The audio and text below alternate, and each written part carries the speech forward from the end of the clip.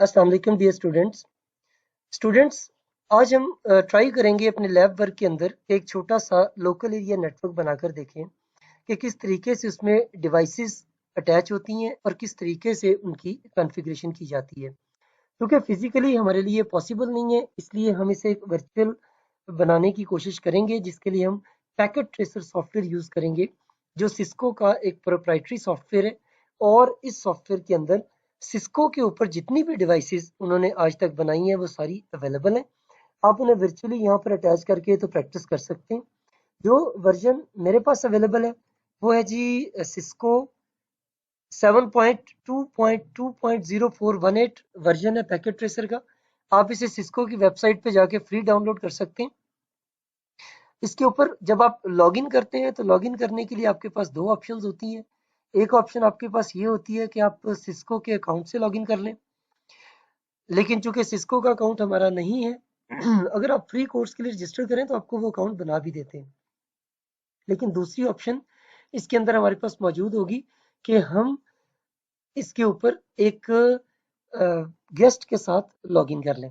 तो गेस्ट के साथ लॉगिन करने के लिए कुछ भी नहीं करना पड़ता आपको। ये देखें, मैं इस सिस्को के पैकेट ट्रेसर को दोबारा से रन करता हूँ। जब हम इसे रन करेंगे तो ये हमें दो ऑप्शंस देगा, एक यूजर लॉगिन की और एक गेस्ट लॉगिन की। जब आप गेस्ट लॉगिन पर क्लिक करेंगे तो ये आपको अपनी स्क्रीन पर लेकर जाएगा और उसके बाद आप लॉगिन कर जाएंगे सिंपली। यूजर लॉगिन अगर आप अकाउंट बना लेते हैं इसके ऊपर, किसी भी फ्री कोर्स के लिए आप रजिस्टर्ड हो जाए सिस्को के ऊपर, तो आपका अकाउंट बन जाता है। आप गेस्ट लॉगिन पर रहें। गेस्ट लॉगिन पे ये जस्ट आपको दिखाता है अपनी इंट्रोडक्शन पैकेट ट्रेसर की। इनरोल करेंगे तो आपका अकाउंट भी बन जाएगा, आप फ्री बना सकते हैं। नहीं तो आप यहाँ पर जस्ट थोड़ा वेट करें 2-4-5 सेकेंड्स और उसके बाद ये पैकेट ट्रेसर आपका लॉगिन हो जाएगा। लॉगिन होने के बाद जो स्क्रीन हमारे सामने नजर आती है, इस स्क्रीन के अंदर बहुत सारी डिफरेंट इंटरफेसेस हैं, लेकिन बड़े सिंपल स्टाइल में आपको बताई गई। सबसे पहली चीज कि हमारे पास ये 3 टूल बार्स हैं इसके अंदर, जिन्हें आप ऑन ऑफ कर सकते हैं। इन टूल बार्स के नाम कोई नहीं है, जस्ट इन टूल बार्स को main tool bar, secondary tool bar और बॉटम टूल बार कहा जाता है। इन टूल बार्स के ऊपर काफी सारी ऑप्शंस हैं जिन्हें हम इन टर्न देखते चले जाएंगे। इसी तरह इसके नीचे यहाँ पर जो हमारी बॉटम के ऊपर नजर आ रही होती है आपको टूल बार, इसके अंदर सिस्को की तमाम डिवाइसेस मौजूद होती हैं। जैसे ये सिस्को के सारे राउटर्स हैं, इसी तरह ये सिस्टम्स हैं, पीसीज हैं, सर्वर्स हैं। इसी तरह यहाँ पर हमारे पास इसकी और भी बहुत सारी डिवाइसेस, केबल्स, डाटा सर्वर्स और ये सब कुछ पड़ा हुआ है।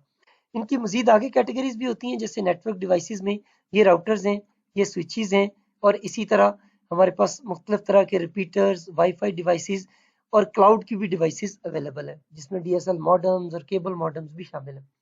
हम यहाँ पर इसका फिजिकल व्यू भी देख सकते हैं। अगर हम इसे फिजिकली डिजाइन करना चाहें कि हम अपनी सिटी में डिजाइन कर रहे हैं, हम अपने बिल्डिंग में डिजाइन कर रहे हैं, या हम इसे लॉजिकली भी देख सकते हैं। तो आज हम लोकल एरिया नेटवर्क जो है वो बनाने जा रहे हैं। लोकल एरिया नेटवर्क के अंदर हम क्या करते हैं, हम सिंपली कुछ सिस्टम्स ऐड करते हैं और उन सिस्टम्स को आपस में कम्युनिकेट करवाने के लिए एक स्विच या हब लगाई जाती है। हब चूंकि अब बहुत पुराना दौर हो चुका है, इस वजह से हम हब को यूज नहीं करते बल्कि स्विच को यूज करते हैं, और वैसे भी हब्स अब मार्केट में अवेलेबल भी नहीं है।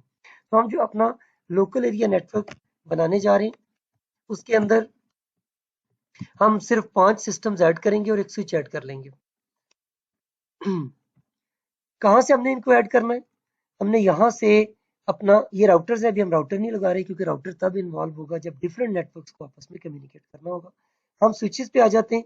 स्विचेस में ये काफी सारे स्विचेस आप देख रहे हैं, ये वो स्विचेस हैं जो सिस्को के अवेलेबल है मार्केट में। उन्हीं स्विचेस को आप यहाँ पर क्लिक करके तो कन्फिगर भी कर सकते हैं।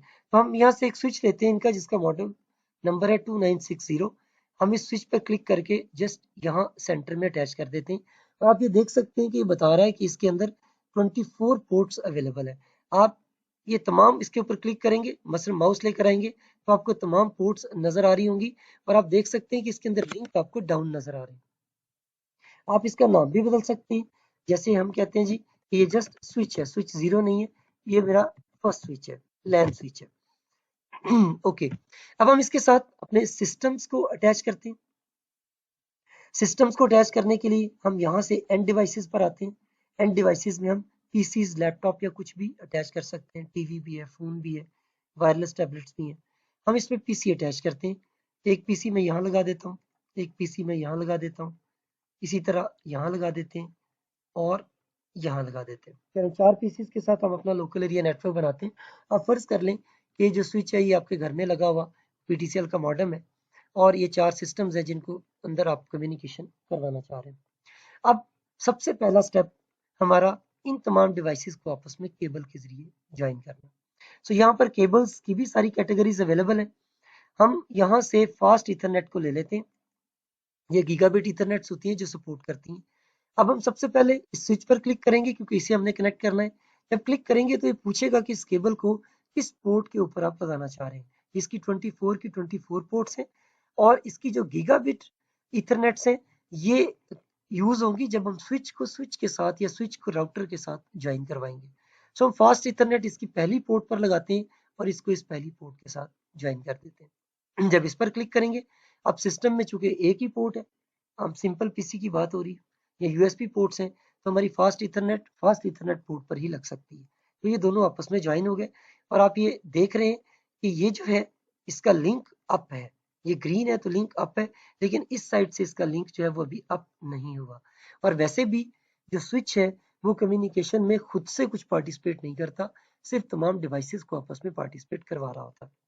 ओके, अब हम यही काम करते हैं और इसी स्विच को, इसकी दूसरी पोर्ट को इस दूसरे सिस्टम के साथ अटैच कर देते हैं। अगेन हम इस स्विच की तीसरी पोर्ट को इस तीसरे सिस्टम के साथ और इसकी फोर्थ पोर्ट को हम इस फोर्थ सिस्टम के साथ अटैच कर सकते हैं। आप इन पीसीज के नाम भी बदल सकते हैं अगर आपका दिल करे, फिलहाल हम इसे इसी तरीके से रहने देते हैं।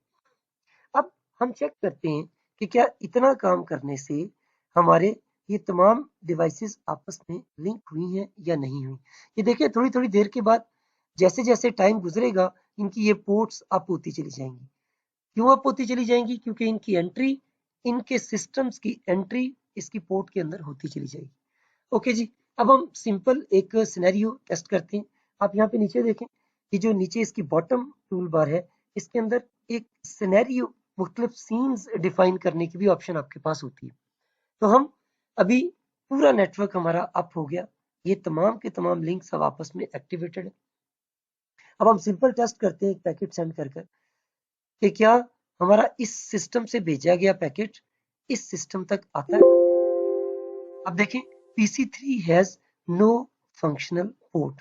ओके, यहाँ पे नीचे भी हमें किसी तरह का कोई लिंक जो है वो नजर नहीं आ रहा।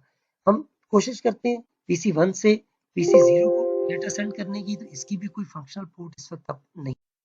सो जैसे ही हम इस पीसी के ऊपर क्लिक करेंगे हमारे पास इसकी पूरी कॉन्फ़िगरेशन ओपन हो जाएगी। अगर आप इस सिंपल डेस्कटॉप की तरह इसको देखना चाहते हैं तो आप डेस्कटॉप पे क्लिक करें तो आपकी आईपी कॉन्फ़िगरेशन आ जाएगी। ये इस सिस्टम की डेस्कटॉप आपको शो की गई है जिसमें टेक्स्ट एडिटर और ये वो सारा कुछ शामिल है लिमिटेड फैसिलिटीज के साथ। हम इसके आईपी एड्रेस पे क्लिक करते हैं तो हम इसका आईपी एड्रेस दे सकते हैं। अगर हम इसके फिजिकल पर आते हैं तो ये सिस्टम फिजिकली आपको शो किया गया है। अगर हम कॉन्फ़िगरेशन पर आते हैं तो इसकी कॉन्फ़िगरेशन शो की गई है। अब मैं ये चाह रहा हूँ कि जिस पोर्ट में केबल लगाई है वो पोर्ट अप हो जाए, ऑन हो जाए। तो उसके लिए हम इसकी इंटरफेसेस के अंदर फास्ट इथरनेट 0 पर आते हैं और आप देखें इस पोर्ट को ऑन करने के बाद आपने यहाँ पर उसका आईपी एड्रेस असाइन कर देना। 192.168.1. फॉर एग्जाम्पल मैं इसका सिस्टम का आईपी एड्रेस 11 रखता हूँ। क्योंकि ये क्लास सी का है इस वजह से इसका ऑटोमेटिकली सबनेट मास्क 255.255.255.0 आ जाएगा। ओके, सिर्फ इतना करने के बाद आप इसे क्लोज कर दें। अभी मैं इसका डिफॉल्ट गेटवे नहीं दे रहा, उसकी रीजन ये है कि डिफॉल्ट गेटवे के अंदर डिफॉल्ट गेटवे में हम अपने राउटर का आईपी एड्रेस देते हैं, तो राउटर तो हमने लगाया ही नहीं है, हमने तो अपने नेटवर्क के अंदर अंदर कम्युनिकेशन करनी। सो सिंपल इसकी कॉन्फ़िगरेशन हो गई। अब हम नेक्स्ट चलते हैं, इस सिस्टम की भी कॉन्फ़िगरेशन करते हैं और इंटरफेस में रहते हुए इसका जो आईपी एड्रेस है 192.168.2.12 कर देता हूँ। आप देखिए मैंने इसका नेटवर्क बदल दिया, चूंकि इसके 3 बाइट्स नेटवर्क आईडी को रिप्रेजेंट कर रहे थे, मैंने इसका नेटवर्क चेंज कर दिया। ओके, इसको फिर हम इसी आईपी के साथ सेव करते हैं। नेक्स्ट हम इस सिस्टम का आईपी चेंज करते हुए इसको 192.168.1.12 कर देते हैं, 13 कर देते हैं। अब ये नेटवर्क वही है जो पहले सिस्टम का नेटवर्क था। इसे क्लोज किया। अब हम यहाँ पे क्लिक करते हैं और इसका भी हम जो आईपी एड्रेस है 192.168.1.14 कर देते हैं। इसका सबनेट मास्क ऑटोमेटिकली आ जाएगा। क्लोज करते हैं। अब हमारी ये तमाम पोर्ट्स अब भी हो गई और इनको आईपी एड्रेसेस भी असाइन कर दिए गए। अब यहाँ से इसी सिनेरियो पे रहते हुए मैं दोबारा से एक पैकेट इस सिस्टम से लेकर इस सिस्टम तक सेंड करने की कोशिश करता हूँ। आप देखें सक्सेसफुल आ गया कि इस सिस्टम से इस सिस्टम तक कम्युनिकेशन हमारी स्टार्ट हो गई। अब हम इस सिस्टम से इस सिस्टम तक एक पैकेट सेंड करने की कोशिश करते हैं। आप देखें ये भी आपस में कम्युनिकेट कर गए। अब इन चारों में ये सिस्टम है जिसका आईपी एड्रेस हम गलत दे बैठे या डिफरेंट नेटवर्क का दे बैठे। अब हम कोशिश करते हैं कि क्या ये भी कम्युनिकेट करता है इसके साथ। हम इस पर क्लिक करके जब इस पर क्लिक करेंगे तो देखें इन प्रोग्रेस और फेल का मैसेज आपके पास आ गया। रीजन क्या है कि दोनों के नेटवर्क आईडीज सेम नहीं है। तो लोकल एरिया नेटवर्क के ऊपर जितने भी सिस्टम्स मौजूद होंगे उन सब के आईपी एड्रेसेस में नेटवर्क आईडी का पोर्शन जो है वो सेम होगा। तो मैं दोबारा से इसकी कॉन्फ़िगरेशन में जाता हूँ और इसका आईपी एड्रेस उसी नेटवर्क का कर देता हूँ जिसका बाकी सिस्टम्स का आईपी एड्रेस है। ये देने के बाद हम इसे क्लोज करते हैं। अब एक नया सिनेरियो क्रिएट करते हैं और हम सिस्टम PC2 से एक पैकेट इस सिस्टम को PC1 को भेजने की कोशिश करते हैं। इस दफा आप देखें ये सक्सेसफुल हो गया। आप सिमुलेशन में भी चले जाएं, यहाँ पे जाके आप सिमुलेशन भी अगर आप इसकी करके देखते हैं तो ये आपको बकायदा दिखाएगा कि इसका पैकेट यहाँ से आया, किसके पास गया और वहां से आगे कहाँ उसे सेंड कर दिया गया। अगर आप मल्टीपल सिनेरियोज बनाते हैं तो मल्टीपल सिनेरियोज भी यहाँ सारे के सारे प्ले होते चले जाएंगे। जैसे हम यहाँ पर एक और नया सिनेरियो बनाते हैं। हम ये एक ईमेल पास करवाते हैं इस सिस्टम को और उसको प्ले करवा के देखते हैं। तो देखें ये पैकेट पहले यहाँ से सेंड होगा तो स्विच के पास आएगा और स्विच से फिर सेंड होगा तो अगले सिस्टम के पास जाएगा। इस तरीके से आप इसकी कम्युनिकेशन मुख्तलिफ तरह से कर सकते हैं। अब इसी सिनेरियो में ये इसका एक पैकेट बैक भी सेंड हो रहा है ताकि जो है वो कंफर्मेशन जो है वो चली जाए। तो इस तरीके से हम अपने मुख्तलिफ नेटवर्क्स को बना सकते हैं और उनको चेक कर सकते हैं। अगर आप इस स्विच के ऊपर क्लिक करते हैं तो इसकी भी सारी पोर्ट्स आपको नजर आ रही हैं। आप इसे जूम इन करते हैं तो आपको इसकी पोर्ट्स जो हैं वो बड़ी होकर नजर आती हैं। उसमें वो पोर्ट्स भी नजर आ रही होती हैं जो आप यूज कर रहे हैं। इसका ये ओरिजिनल साइज है। जूम आउट जूम इन आप कर सकते हैं। आप कॉन्फ़िगरेशन में जा सकते हैं। आप कमांड लाइन इंटरफेस पे रहते हुए भी इसके अंदर मुख्तलिफ तरह की एक्सेस कंट्रोल लिस्ट्स इंप्लीमेंट कर सकते हैं। ये स्विचेस कॉमन नहीं होते, आमतौर पर हम घरों में इस्तेमाल नहीं करते, लेकिन अगर आप सिस्को के इन स्विचेस को ले लें अपने ऑर्गेनाइजेशन के लिए तो आप इनके अंदर बाकायदा अपनी पॉलिसीज बनाकर भी सेंड कर सकते हैं। ये इसके कुछ एट्रीब्यूट्स भी हैं। इसका मैक्सिमम ट्रांसफर यूनिट भी ये लिखा हुआ है। इसकी कॉस्ट और ये वो सब कुछ लिखा हुआ है। इसका फायदा ये होता है कि कल को अगर आप पूरे नेटवर्क की कॉस्ट निकालना चाहें तो उसकी भी आपको रिपोर्ट मिल जाती है। तो होपफुली अब आप एक छोटा सा नेटवर्क क्रिएट कर सकेंगे और उस नेटवर्क के अंदर अपने डेटा को सेंड करके रिसीव करके भी देख सकेंगे कि क्या प्रॉपर कम्युनिकेशन हो रही है या नहीं हो रही। Thank you.